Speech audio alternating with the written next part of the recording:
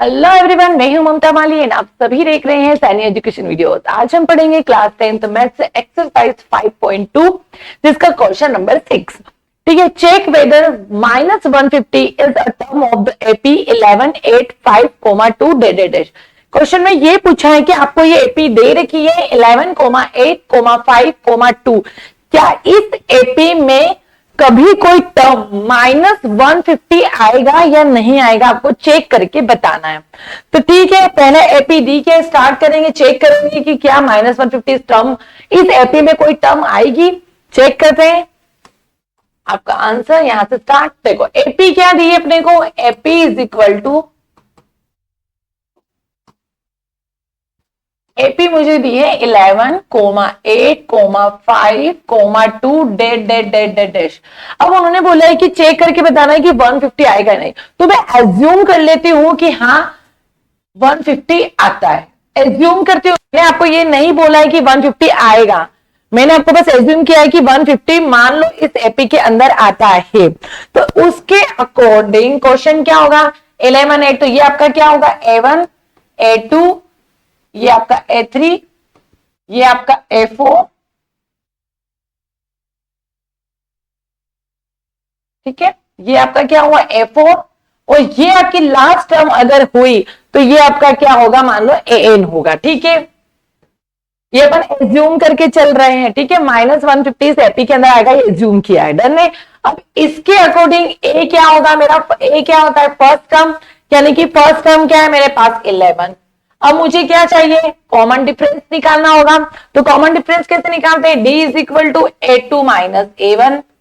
तो D is equal to A2 कितना है मेरे पास 8, A1 कितना है मेरे पास 11। तो डी मुझे मिलेगा 11 माइनस 8 करोगे तो मिलेगा 3 और 11 डिजिट बड़ी है तो साइन जो है 11 माइनस का है, तो आंसर भी आपका माइनस में आएगा।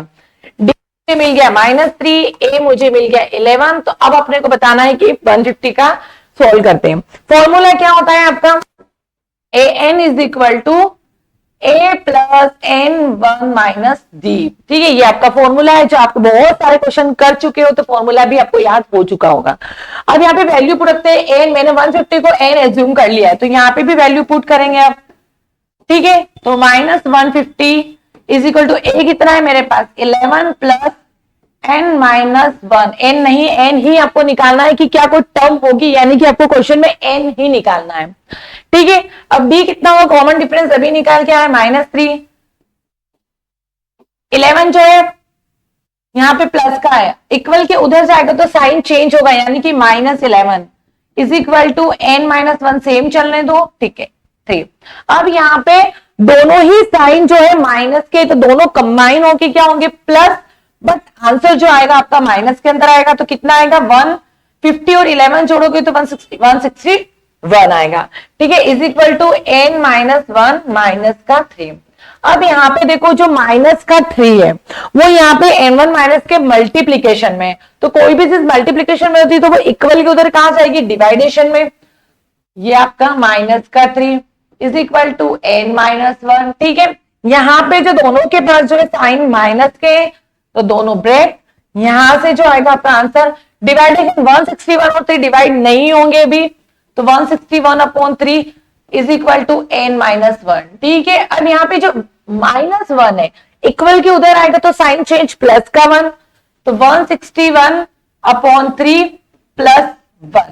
ठीक है, अब यहाँ पे देखना एक चीज, ये दोनों फ्रैक्शन में है, ये पूरा फ्रैक्शन में है, 1 को भी फ्रैक्शन में कर दो, कोई इफेक्ट पड़ेगा नहीं, एन इधर चल रहा है। अब लेंगे एलसीएम। ठीक है, 3 और 1 का जब एलसीएम लोगे आप तो 3 मिलेगा।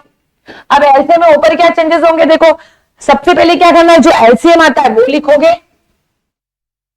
फर्स्ट फ्रैक्शन जो है, फर्स्ट आपका फ्रैक्शन का डिनोमिनेटर कौन है 3 है, तो 3 से 3 डिवाइड करोगे तो 1, और 1 का जो मल्टीप्लीकेशन करना है आपको 161 के साथ, तो सेम ही डिजिट आएगी 161। सेम दूसरी बार वापस इसके साथ क्या होगा, एलसीएम में एलसीएम लिखोगे आप 3, इसके साथ सेकेंड फ्रैक्शन का डिनोमिनेटर 1 है आपका, तो 1 3 3 का मल्टीप्लीकेशन करना है आपको इस 1 के साथ, तो 3 1 जा 3। ये ठीक, ये होती है आपकी एलसीएम लेने की मेथड, जो मैंने बहुत सारे क्वेश्चन में, हर क्वेश्चन में आपको एक्सप्लेन किया है। 161 प्लस 13 कितना होगा आपका? 164 upon 3 is equal to n। अब n की जो वैल्यू होती ना आपकी फ्रैक्शन में होनी चाहिए, ना ही आपकी नेगेटिव होनी चाहिए, ठीक है, ना ही फ्रैक्शन में होनी चाहिए, ना ही नेगेटिव होनी चाहिए। अब मेरा देखो, मैं n की वैल्यू यहाँ पे डेसिबल में नहीं निकाल सकते, एक सिंपली डिजिट चाहिए, तो n की वैल्यू ना आपको फ्रैक्शन में मिलेगी, ना ही नेगेटिव होगी। तो यहाँ पे जो क्वेश्चन में पूछा था कि क्या 150 जो होगी आपको इस एपी में मिलेगी, तो नहीं, 150 जो होगा आपको इस एपी के अंदर कोई टर्म 150 नहीं मिलेगी, ठीक है। चलो, नो, ठीक है, आंसर जो होगा इसका नो होगा। आई होप आपको क्वेश्चन समझ आया होगा। नेक्स्ट क्वेश्चन नेक्स्ट वीडियो में पढ़ेंगे।